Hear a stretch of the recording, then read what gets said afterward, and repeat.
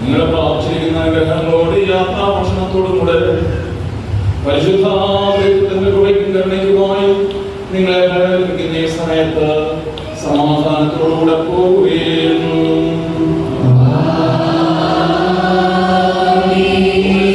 സമീപസ്ഥരും മരിച്ചവരും ജീവിച്ചിരിക്കുന്നവരും നമ്മുടെ രക്ഷിക്കപ്പെട്ടവരും പരിശുദ്ധമാമോദീസ്നാട മുദ്രകുത്തപ്പെട്ടവരുടെ ഈ പരിശുദ്ധ നിങ്ങളുടെ കടങ്ങൾ പരിഹരിക്കും, നിങ്ങളുടെ കുറവുകളെ ക്ഷമിക്കും, നിങ്ങളുടെ മരിച്ചുപോയവരുടെ ആത്മാക്കളെ നിത്യമായി ആശ്വസിപ്പിക്കുകയും ചെയ്യുന്നു.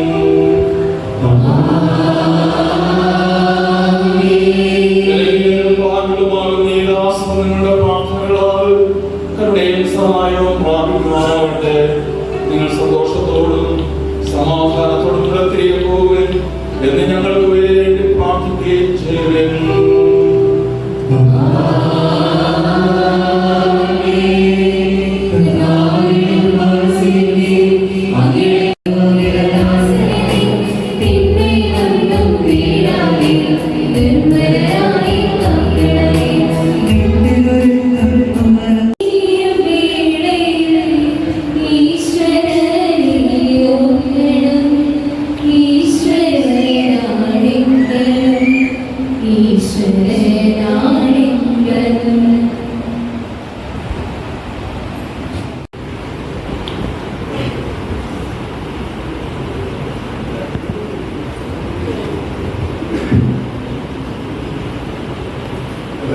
എനിക്ക് വലിയ അനുഗ്രഹമായി. മഹാപുരുഷന്റെ ഇതാ വന്നു ചേരുന്നു എന്ന് ഞാൻ പറയുന്ന സമയത്ത് തന്നെ അറിയിക്കുകയാണ്. കാരണം ശരീരനായ കുമ്പഴയച്ചന്റെ 50ാമത് ചരമവാർഷികത്തിന്റെ അനുസ്മരണമാണ് ഇവിടെ നടക്കുന്നത്. ഒരു കുടുംബവും ഒരു ഇടവകയും ഈ കുഞ്ഞുമക്കളോട് ഇനി വരാനിരിക്കുന്ന തലമുറകളോട് പറയുകയാണ്, ഇങ്ങനെ ഒരു അച്ഛനുണ്ടായിരുന്നു, ഈ അച്ഛന്റെ പ്രവർത്തനങ്ങൾ ഇങ്ങനെയായിരുന്നു.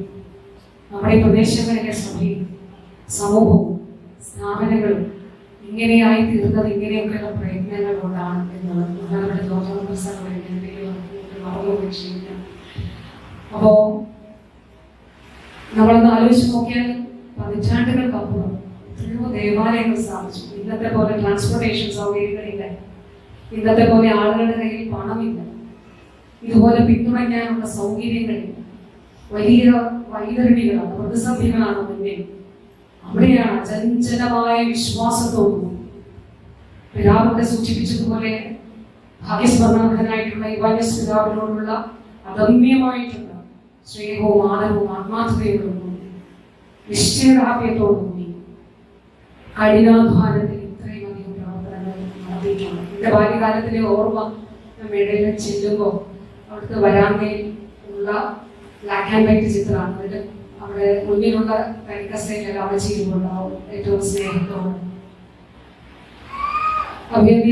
യൂലിയോസ് പിതാവിടെ പറഞ്ഞ അക്ഷരാർത്ഥത്തിൽ ശരിയാണ്. കാരണം കുമ്പഴയച്ചന്റെയും കടവരട്ടച്ഛൻ്റെയും കാര്യം പറയും. ഞാനിന്നും ആറന്മുളയുടെ ഭാഗമാണ് കടവരട്ട, നാരങ്ങാല പഞ്ചായത്തില്ല. ഞാൻ ഇപ്പോഴും അവിടെ ചെല്ലുമ്പോൾ MLA ആയിട്ട് 8 വർഷങ്ങൾ. അപ്പോൾ ചെല്ലുമ്പോൾ പറയും കടവരട്ട മുതുമ്പരക്കിലച്ഛൻ്റെ കൊച്ചുമോളാണെന്ന്. എനിക്കൊരു വളരെ വലിയ കോയിൻസിഡൻസ് ഉണ്ട്. അതൊന്നും ഇവിടെ പറഞ്ഞതുകൊണ്ടൊന്നും പറയണമെന്ന് ആഗ്രഹിക്കുകയും. കാരണം കഴിഞ്ഞ സർക്കാർ കിഫ്ബി വന്നപ്പോൾ റോഡുകൾ ഏറ്റെടുക്കും. അതുവരെ ഉണ്ടായിരുന്നതിനേക്കാൾ കോടിക്കണക്കിന് രൂപ ഒറ്റ സിംഗിൾ റോഡിൽ നിന്നു. ഞാൻ ആറന്മുളയിൽ ആദ്യം തിരഞ്ഞെടുത്തത് കോളഞ്ചേരി മണ്ണാർക്കുളങ്ങി റോഡ്. അത് ആദ്യ ജില്ലയിൽ തന്നെ കിഫ്ബിയിലൂടെ ചെയ്ത റോഡ്.